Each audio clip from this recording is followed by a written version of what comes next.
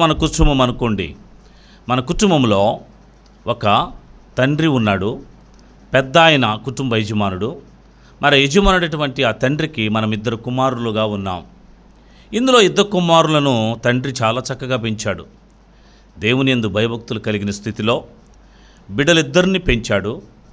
మరి ఇద్దరు పెద్ద వయస్సు వచ్చేంత వరకు, నడి వయసు వచ్చేంత వరకు తండ్రి కౌగిట్లోనికి వచ్చి పెరిగినటువంటి ఆ బిడ్డలు కొంత వయసు వచ్చేటప్పటికి వారిలో ఉన్నటువంటి చిన్న కుమారుడు తండ్రి దగ్గరకు వచ్చి అంటున్నాడు, తండ్రి, నాకు రావలసినటువంటి ఆస్తిని నాకు పంచివ్వు అన్నాడు. ఎప్పుడైతే తండ్రిని అడిగాడో, తండ్రి, నాయనా, ఇది మంచిది కాదురా, మనము అందరం కలిసి జీవిస్తున్నాం, సంతోషంగా ఉన్నాం, ఒకే కుటుంబంగా ఉన్నాం, నువ్వు ఆస్తినంతటిని తీసుకుని దాన్ని అమ్మి పాడు చేస్తావురా, నీకంత వయసు రాలేదురా అని తండ్రి తన కుమారుడికి చెప్పాడు. కుమారుడు ఏం చేశాడంటే, తను స్నేహితుల ద్వారా తన స్నేహ స్వభావాన్ని బట్టి అతడు చెడిపోయిన స్థితిలో తండ్రి దగ్గరకు వచ్చిన ఆస్తి నాకు ఇవ్వు, నేనేమైనా చేసుకుంటానన్నాడు. తండ్రి ఇవ్వను అనలేదండి, తండ్రి ఇచ్చాడు. తండ్రి ఏమన్నాడు, తన భాగాన్ని 2 కుమారులకు పంచాడు. పెద్దవాడికి ఇవ్వాల్సింది పెద్దవాడికి ఇచ్చాడు, చిన్నవాడికి ఇవ్వాల్సింది చిన్నవాడికి ఇచ్చాడు. చిన్నవాడు ఏం చేశాడు అనంటే, ఈ తీసుకున్నటువంటి ఈ ఆస్తినంతా, భూమి రూపంలో ఉన్నదాన్ని, తర్వాత ఆ కొంత క్యాష్ను అంతటినీ ఒక లిక్విడ్ క్యాష్ రూపంలోనికి మార్చుకుని ఆ ధనాన్నంతటినీ తీసుకుని దూరదేశం వెళ్ళిపోయాడు. దూరదేశంలో వెళ్ళిన తర్వాత అక్కడ తండ్రి లేడు, తన అనుకునేటువంటి వారు ఎవరు లేరు. ధనము విస్తారంగా ఉంది కనుక అనేక మంది స్నేహితులు కూడారు. ఈ స్నేహితులు కూడి ఏం చేస్తున్నారు, ఉన్న ధనాన్నంతటిని వ్యయం చేస్తూ ఉన్నారు, ఖర్చు పెడుతున్నారు. ఈ ధనాన్నంతటిని ఖర్చు పెడుతూ ఉన్నారు. ఖర్చు పెడుతున్నటువంటి ఈ ధనాన్నంతటిని వారు ఖర్చు పెట్టే విధానంలో అది రోజు రోజుకు తరిగిపోవడం ప్రారంభమైంది కదా. ఎంత డబ్బైనా, ఒక సామెత ఉంది, మనం కూర్చొని ఎంత డబ్బైనా ఖర్చు పెడితే కొండైనా కరిగిపోద్ది అంటే సామెత మనం వింటున్నాం. కనుక ధనము కూర్చొని తింటే ఎంతైనా ఖర్చు అయిపోతుంది. అదేవిధంగా ఈ యవనస్తుడు దూర ప్రదేశం వెళ్ళాడు. దూర ప్రదేశం వెళ్ళి తనకున్నటువంటి ఆ యొక్క ధనానంతటిని ఖర్చు చేస్తున్నాడు.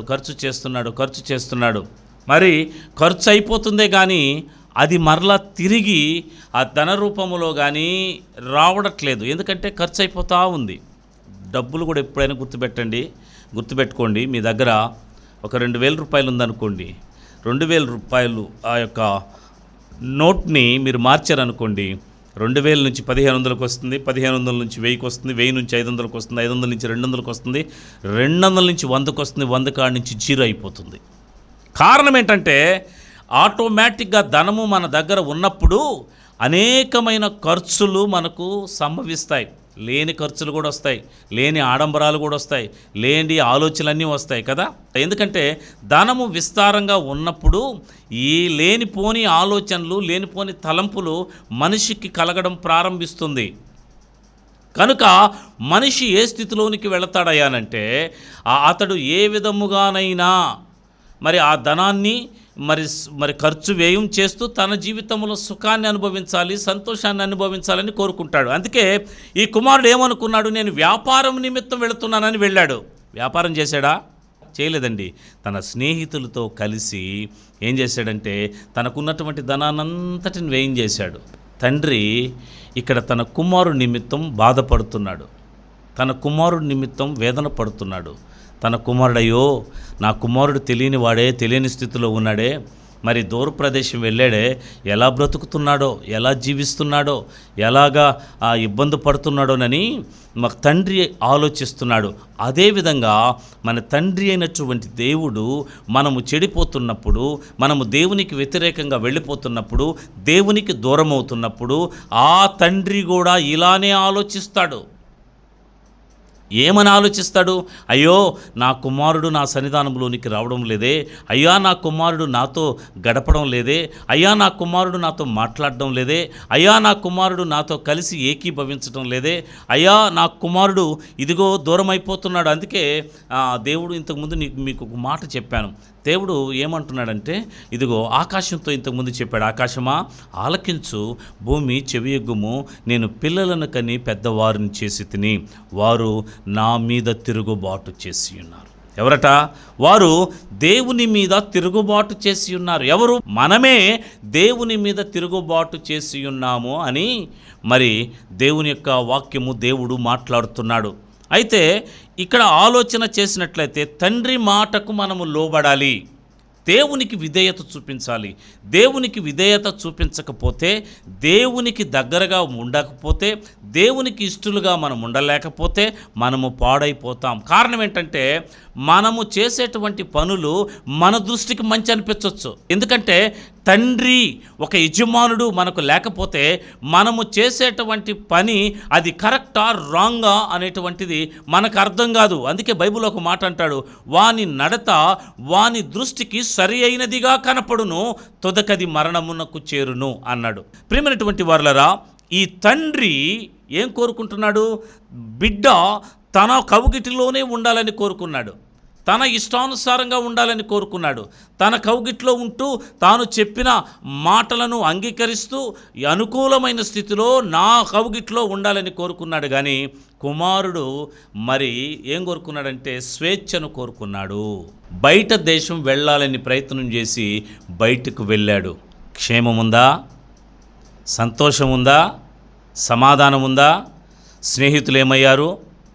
మరి అక్కడ ఎవరన్నా ఉన్నారా మన అనుకున్న వాళ్ళు అని అంటే, చివరికి అతని పరిస్థితి ఏమైందయ్యా అని ఆలోచన చేస్తే ధనమంతా వ్యయమైపోయిన తర్వాత ఏ స్నేహితులైతే ఉన్నారో, ఏ స్నేహితులైతే కలిసి త్రాగారో, ఏ స్నేహితులైతే కలిసి తిన్నారో వాళ్ళందరూ అవసరం వచ్చినప్పుడు దూరం అయ్యారు. అంటే నీ దగ్గర ధనం ఉన్నంత వరకు మాత్రమే. ఈ లోకంలో కూడా జ్ఞాపకం చేసుకోండి, మనుషులకు నీ దగ్గర ధనం సమృద్ధిగా ఉందనుకోండి, నీకు స్నేహితులు వస్తారు, నీకు అయినపోయిన వారు వస్తారు, నీకు బంధువులు వస్తారు, తెలియని ఎక్కడి నుంచో ఒక 1000 కిలోమీటర్ల దూరంలో ఉన్న బంధువులు కూడా నీ దగ్గరకు వస్తారు. ఎందుకో తెలుసా?